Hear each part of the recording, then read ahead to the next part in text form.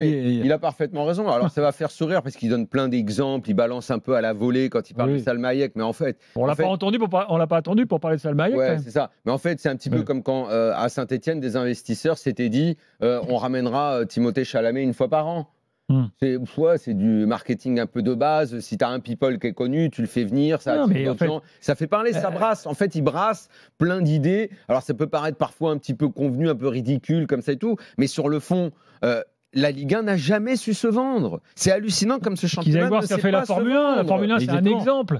Tu reviens pour vendre, comme ils ont fait la Formule 1 avec un doc style Drive to Survive, parce que c'est celui-là qui a fait beaucoup parler. Mais là, on en revient à notre projet de chaîne où, sur une chaîne comme ça, tu pourrais créer ce genre de doc-là qui ferait que ça attirerait les gens à aller regarder.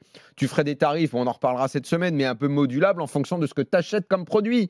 Il y a plein de trucs à trouver. Et Textor, on voit bien qu'il a plein d'idées dans la tête. Alors des fois, là, sur un coin de table dans l'interview avec Jérôme et Jean-Louis, il balance un peu comme ça. Mais si tu structures... parfois, il va loin culturellement pour nous. Quand il parle de la reconnaissance faciale, tout ça, c'est des choses qui ne sont pas encore ancrées en France. Si tu structures tout ça, il y a beaucoup à faire et il n'y a rien qui est fait parce qu'il y a un homme qui bloque tout. Parce que son système culturel à lui, ça n'est pas ça. C'est « je suis le patron, vous êtes tous mes larbins ».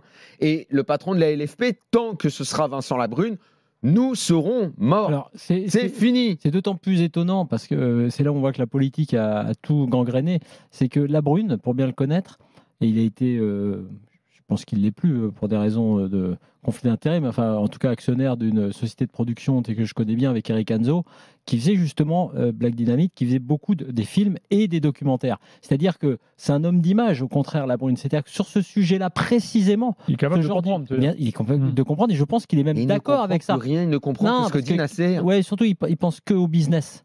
Il a décidé de se mettre dans les pannes de Nasser pour le business, on l'a bien vu, y compris pour son salaire, pour ses avantages. C'est ça, à mon avis, l'erreur. C'est là où le roi est mort, quoi. Quelque part, le mec, il est parti dans une autre dimension, alors qu'au départ, c'était son métier, son job. Il savait que ça, c'était important. Et moi, dans ce que dit Textor, toute la partie sur la reconnaissance faciale, bon, il a établi, c'est sur le business à faire pour un club. Oui, là, c'est son idée à lui parce qu'il l'a déjà fait. On va effectivement un peu loin, mais bon, pourquoi pas. Alors, moi, ce qui me paraît le plus intéressant, c'est ce qu'il a dit là. Parce que quand tu parles de Salma Hayek, oui, si tu fais un doc sur la Ligue 1, bah oui, évidemment, c'est comme quand tu montes le paddock et les loges avant le départ sur la F1. Oui, tu vas aller montrer plutôt le fils de Bernard Arnault, tu vas essayer de voir les Pinault, tu vas essayer de voir Salma Hayek, tu vas essayer de montrer tout ça. Parce que si tu montres que genre l'entraînement, le taureau avant le match et l'entraînement des gardiens, tu vas vite te faire chier.